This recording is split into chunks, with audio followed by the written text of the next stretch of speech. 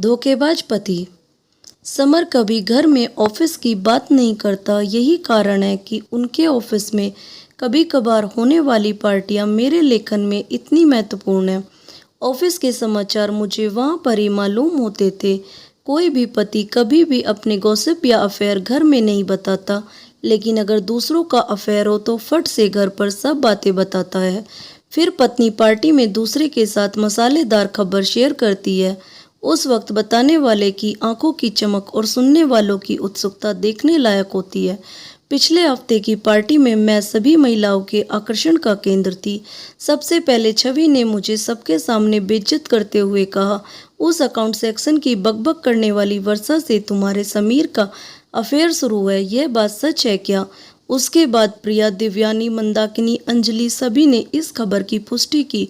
उन्होंने कहा कि समर को सिनेमा घर जाते समय होटल में कॉफ़ी पीते हुए देखा गया था, इसलिए शक की कोई गुंजाइश नहीं थी। मैं पूरी तरह से दुखी हो गई। मैं यहाँ ये दिखाने में सफल रही कि इस खबर का मुझ पर कोई असर नहीं हुआ। मुझे उनकी सलाह और हमदर्दी नहीं चाहिए थी, इसलिए मैं सीधे शौचालय में चली गई। वहाँ एकांत में मेरे मन में दो बातें घटित हुई। किसी भी तरह से ऐसे मामले में पति के साथ लड़ने से कोई फायदा नहीं होगा। हमेशा लड़ाई का असर उल्टा होता है। दूसरी बात, ऐसे में रोने से कोई फायदा नहीं होगा, फिर कुछ अलग चाल पर चलनी पड़ेगी। मैं वॉशरूम से निकलकर पार्टी हॉल में उनके मामले की गंभीरता का अंदाजा लगाने गई। तभी मैंने समर और वर्षा को हॉल के एक कोने में दोनों को हंसते हुए और बातें करते देखा। इस तरह मुझे अचानक अपने पास देखकर दोनों चौंक गए। यह इस बात का परिणाम था कि उनके मन में चोर है। वर्षा थोड़ी खुश हुई जब मैंने उसकी तारीफ की कि तुम कितनी खूबसूरत दिखती हो और तुम्हारे कपड़े बहुत अच्छे हैं। मैं फिर थोड़ी इधर उधर की बातें करती रही। एक चुटकुला सुनाया, इससे उसे राहत मिली और वह खुलकर मुस्कुराने लगी। समर को मेरे व्यवहार में कुछ भी आपत्तिजनक नहीं लगा, इसलिए वह निश्चिंत हो गया और वहां से चला गया और दूसरे ग्रुप में बातें करने लगा। मैंने अपने गुस्से और नफरत को छुपाते हुए वर्षा के साथ काफ़ी समय बिताया, इसलिए मैंने वर्षा और समर को एक साथ आने का मौका ही नहीं दिया। मैंने वर्षा को बहुत बार कहा कि एक बार घर पर आओ ना। उसने कहा आऊँगी फिर कभी। आखिर में एक बार उसने मुझे घर पर आने का न्योता भी दिया, जो कि मैं चाहती थी। मैं मन ही मन उदास थी। समर के विश्वासघात से मैं पूरी तरह टूट चुकी थी। हालांकि मन में मैं तय कर चुकी थी कि उन दोनों को कैसे सबक सिखाया जाए। यह सब हो जाने के बाद मैं घर वापस आई। घर वापस आने पर मेरी सास ने मेरे अवसाद पर ध्यान दिया। वह मुंह से कठोर है, लेकिन दिल से बहुत स्नेही थी। जब उन्होंने ज़्यादा जोर देकर पूछा तो मैंने उन्हें सब कुछ बता दिया। उसके बाद 2 दिनों तक हमने ढेर सारे विचारों का आदान प्रदान किया। उनसे बात करके मेरे उदास मन को राहत मिली। कुछ दिनों के लिए समर टूर पर गया। मैंने बिल्कुल ठीक शनिवार चुना और सुबह करीब 10 बजे वर्षा के घर पहुंची। वर्षा ने मुस्कुराकर मेरा स्वागत किया, लेकिन उसकी आंखें चिंता और आश्चर्य से भरी थी। अरे समय था तो इसलिए मिलने चली आई। मुझे तुम्हारी याद आई तो सोचा नई सहेली को मिल आए, इसलिए तुम्हारे घर आ गई। मैंने उसे अपनेपन से बोला, तुम्हारा स्वागत है सोनाली। तुम शिव को क्यों नहीं लाई? अपने ड्राइंग रूम में जाकर पूछा। मेरी ननंद आई है मायके, उनके 2 बेटों के साथ खेल रहा है। क्या लोगी, चाय या कॉफ़ी? चाय चलेगी। वर्षा, अरे रिक्शा से उतरते वक्त कमर में मोच आ गई, थोड़ा लेट जाऊं क्या? हाँ हाँ। उसने जल्दी से मुझे एक तकिया दिया और मैं आराम से उसके बिस्तर पर सो गई। वह चाय बनाने चली गई। चाय के साथ साथ वो ढेर सारा नाश्ता भी लाई थी। हमने खुशी खुशी चाय नाश्ता ख़त्म किया। जल्द ही हम कई विषय पर खुलकर बात करने लगे। बात करते करते मैंने उसकी शादी की बात उठा दी। शादी की बात करते ही वह थोड़ा डर गई। मैंने उससे पूछा, क्या तुम लव मैरिज करोगे या अरेंज मैरिज? इस सवाल पर वह बौखला गई। देखूंगी क्या करना है, उसने जवाब दिया। तुम जैसे स्मार्ट दिखने वाली लड़की के कई दोस्त होंगे, जरूर किसी से अफेयर होगा। बोलो ना, कौन है वो भाग्यशाली व्यक्ति? अब वह कैसे कहेगी कि उसका अफेयर मेरे ही पति से चल रहा है? तो मैंने उसे मुद्दे पर कुछ और समय निकालकर उसे प्रताड़ित किया। मुझे बहुत मज़ा आ रहा था। तभी मेरे मोबाइल पर 2 कॉल आए। एक मेरे सास का और दूसरी मेरी बीसी की सहेली का था। मैंने उन दोनों से कहा कि मैं अब वर्षा के घर आई हूँ। मुश्किल से आधा घंटा बीता था, तभी मेरी सास, मेरी ननंद मीनाक्षी, उनके दोनों बच्चे और शिव सभी वर्षा के घर में दाखिल हुए। बच्चे सीधे टीवी की ओर बैठे और वह कार्टून चैनल लगाकर देखने लगे। सास और मीनाक्षी सोफे पर बैठकर मेरी कमर की मोच के बारे में बातचीत करने लगी। मम्मी जी, आप मेरी बहुत परवाह करती हो, तुम एक नंबर की बेपरवाह लड़की हो। 1000 बार बोला कि वजन कम करने को, प्रसार पर नियंत्रण रखे, इसलिए वजन से कमर में मोच तो आएगी ही ना, पर तुम्हें तो किसी की सुननी ही नहीं है। सास का ऐसा रूप अवतार को देखकर वर्षा डर गई थी। भाभी की आंखें तभी खुलेगी जब समर भैया एक खूबसूरत तितली के पीछे पीछे चले गए। मीनाक्षी ने कहा, इस पर सास भड़क उठी, तुम्हारे भैया के पैर तोड़ दूंगी, और उस तितली के पर भी समझी। मेरी सास ने मीनाक्षी को जवाब दिया, अरे माँ, मैं मजाक कर रही थी, क्या तुम नाराज हो गई? फिर मूर्खों जैसी बातें क्यों कर रही हो? वर्षा अपनी उंगलियां एक दूसरे में उलझाकर जमीन की तरफ नजर झुकाए खड़ी थी। मेरी सास की तरफ उसकी देखने की हिम्मत नहीं हुई। सास मुझे और मीनाक्षी को कहने लगी कि आज की लड़की में ना तो समझ है और ना ही सब्र, अपनी गृहस्थी की देखभाल करने की अकल भी नहीं होती।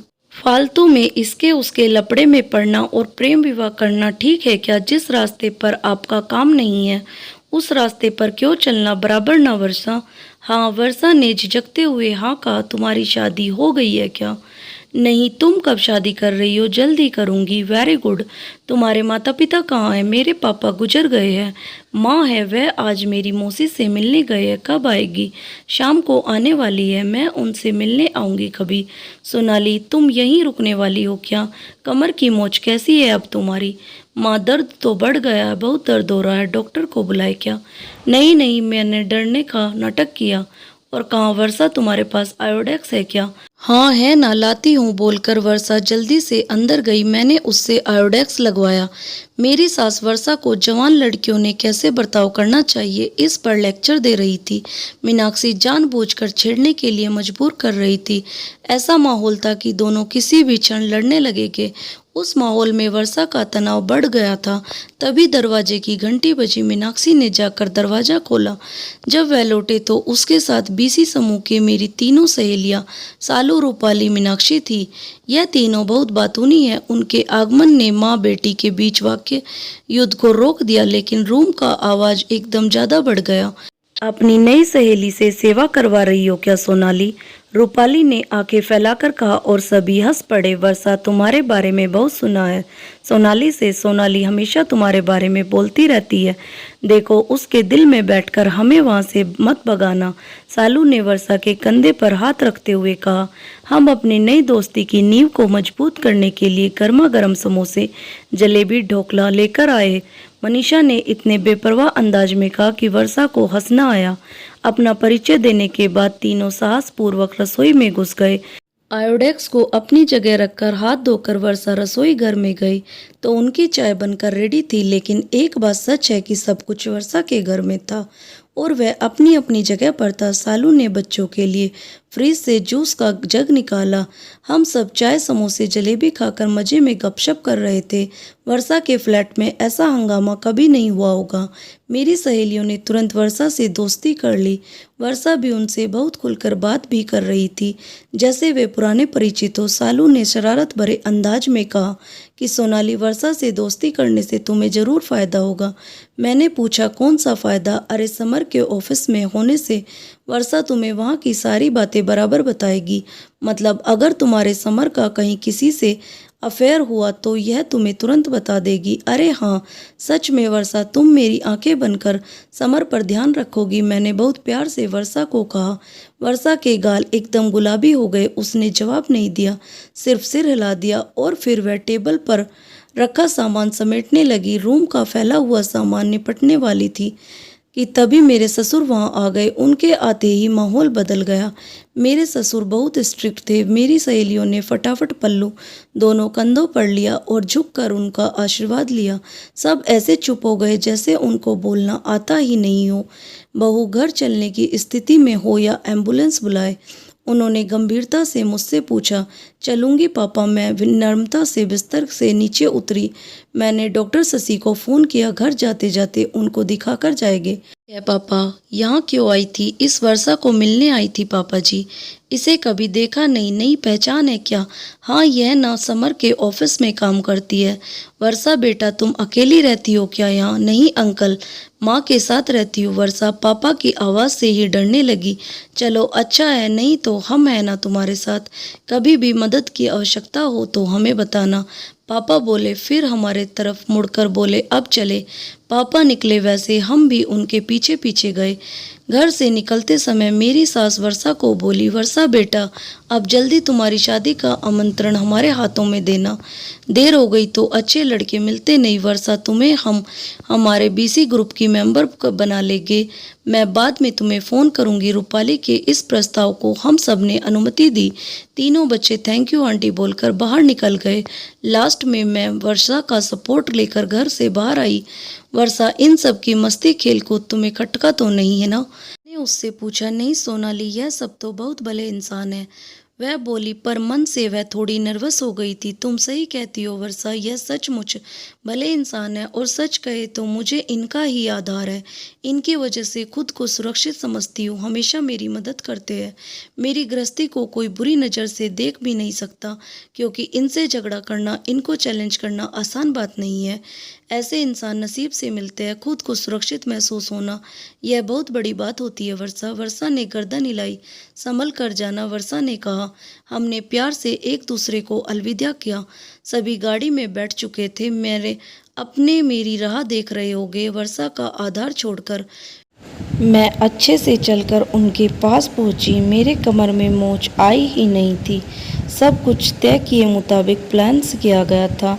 मैंने 2 उंगलियां वी फॉर विक्ट्री की निशानी करते ही सबके चेहरे पर खुशी आ गई।